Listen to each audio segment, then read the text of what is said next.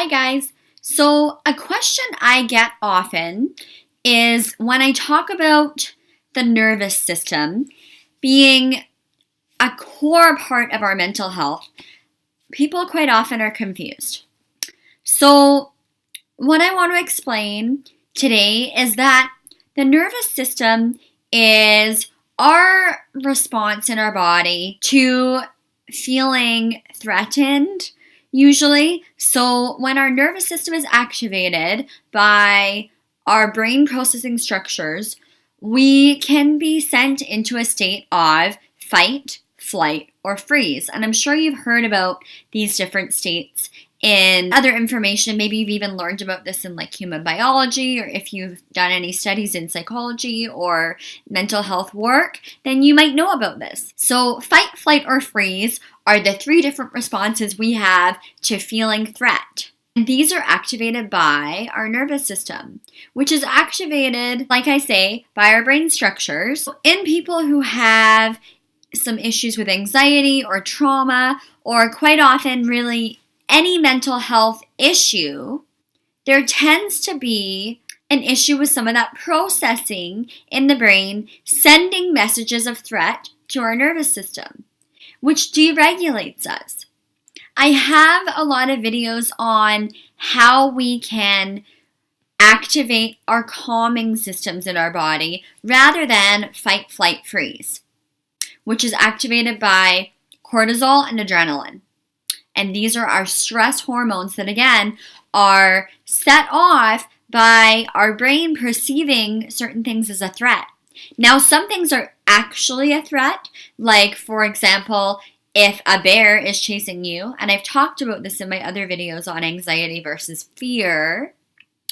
But a lot of the time, our brain, especially if we've been exposed to trauma or we have past experiences of threat, when something goes into our brain, into our amygdala, which is kind of the secretary of our brain, it absorbs our memories and kind of sorts them into okay or threatening.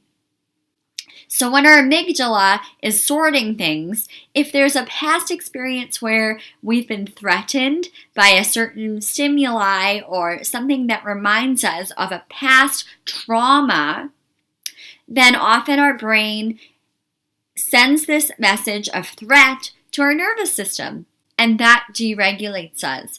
And what I mean by deregulate is that it sets off our heart rate is going faster.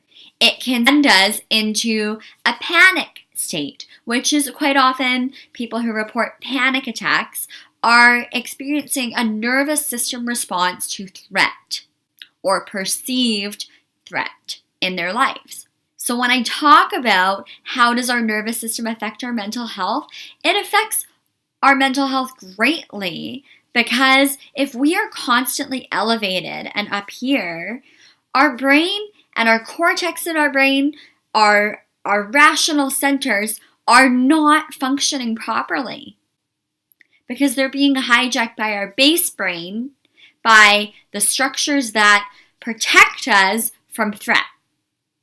And all of our energy in our body is going towards fueling the body and amping it up to respond to a threat. So when we're in that state, we're elevated and our nervous system is activated. We're not absorbing a lot of information. Our mental health is not going to be good if we're chronically stressed or chronically activated in our bodies. So that's what I'm talking about when I'm referring to a nervous system issue or how mental health greatly affects our nervous system and vice versa. So if you have any more questions, that was a very simplified explanation of what I'm talking about, but I think it's important just to get back to those basics. So understanding that our nervous system is greatly connected to our brain and how we interpret things that we see and experience every day. And that's going to be totally different for someone who's experienced trauma, neglect, or situations where they have severe anxiety than someone who maybe has had very secure experiences and has never had to experience some of that extreme threat in their lives. And when I talk about this, PTSD is a great example of a nervous system disorder. So a disorder that is triggered and basically perpetuated by our brain interpreting situations that remind us of past threatening experiences, and that then send us into this state where we feel that we have to respond and where we're not thinking in our rational brain because we feel threatened. So I hope that helps to explain some of that issue for you guys and that you understand a little bit more about what that means. I make weekly videos, and I also have links to my social media, my free therapy guides, and all of that stuff below. So don't hesitate to check that out and subscribe to our channel. Thanks so much, you guys.